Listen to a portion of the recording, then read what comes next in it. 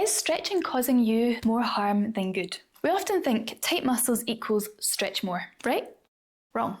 And that's where a lot of people actually go wrong, because it can actually make you more tense and the muscles get tighter, not looser, which sounds really counterintuitive. But it's because a tight muscle doesn't necessarily mean it's a short muscle that needs stretched. Instead, it can actually mean that the muscle is tense and stressed. So basically, the body is protecting that area. And that might be because you've had an injury there before, or maybe you've tweaked it a little bit and your body has decided that area doesn't feel safe right now, so it's guarding it.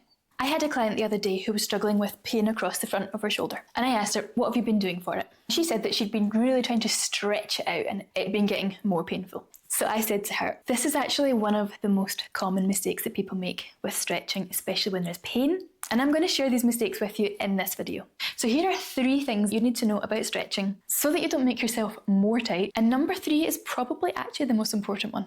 First of all, tense muscles don't like being stretched. So trying to force it to open up might actually make the tension worse.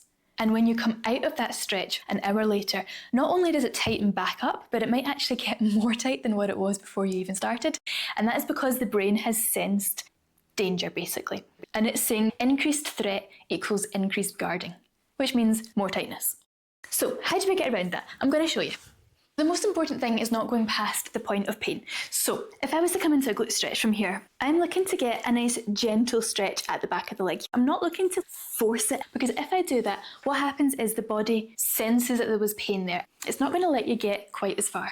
And if that means you have to reduce the movement and you can only come to like here for a glute stretch, then that's absolutely fine, because what we really want to do is find that point where you're able to just relax into it. So you're not even thinking about it, you're just like, and I'm feeling nice and stretched. That feels okay, so maybe I come a little bit further. But never past the point of where you're actually making a face. Because if you're making a face, do you see what's actually happening when I do that? My shoulders are coming up, my muscles are tensing. So that means that I've gone too far and my body is not relaxing. And the key with stretching is trying to get the muscle to relax. And it's not going to relax if you're like trying to hold it. And that is very similar to the next tip. Breathe. Coming into that stretch, I'm taking a big deep breath in through the nose. And as I breathe out, we'll see if I can relax a little bit more into it. I'm trying to relax the muscles. And with each breath out, I'm trying to let go, to relax everything. My shoulders, my back. I'm trying not to clutch through my hands, pull this leg in. I'm just trying to melt.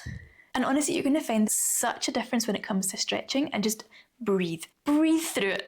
And then this takes me on to the next one, which is possibly the most important one, and that is stretching might not actually be the most important thing for you right now. It might be that mobility is better. Now, what's the difference between mobility and stretching? So generally we think of stretching, it's not always passive, but we generally think of it as a passive thing, like coming into hamstring stretch, melting forward. But actually, quite often, pain and tension, particularly in hamstrings, it's not always coming from the hamstring. Quite often it's actually coming from the lower back, because the lower back is tight, so it's pulling on the hamstrings. So this is one of my favourite exercises I like to give to my clients, because it's not just working hamstring flexibility, it's also working spinal flexibility, because it's more of mobility than a stretch. Moving through a range, taking my hands over the legs, tucking my chin to chest, and I'm going to round through the upper back, the mid back, and the low back. And I'm reaching forward. And then I'm going to roll back up through the spine. Don't do this if you have a slipped disc in your lower back or really bad sciatica. This is more just for like general aches and pains. I never used to be able to touch my toes, but from this one exercise, I now can, because my tightness wasn't from my hamstrings, it was from my lower back. And that is the case with a lot of clients that I see, getting more and more hamstring flexibility because of doing moves like this. But there's loads of other mobility exercises as well, especially for the low back. Your back is designed to move in lots of different positions. It's not just to go forwards and backwards. You also want to rotate it, spin, twist. So if you want to practice doing twists from side to side, and you want to bring your arm up and over it, because this is where the mobility comes in, because we spend a lot of time being really still through the spine, but your back was designed to move. It wants to move.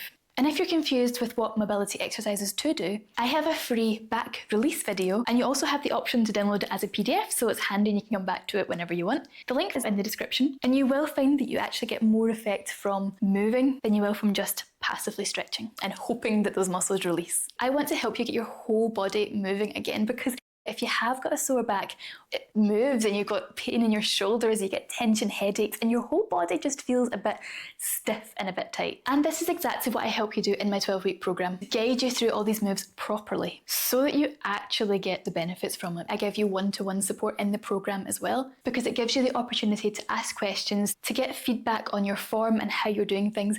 I want to help you get your body back on your side so it's not fighting against you anymore, but actually moving how you want it to. And the link for that 12-week program is in the description below as well. But if you're tired of your body feeling stiff and sore, give this next video a watch to find out why that keeps happening and what you can do about it. I'll see you over there.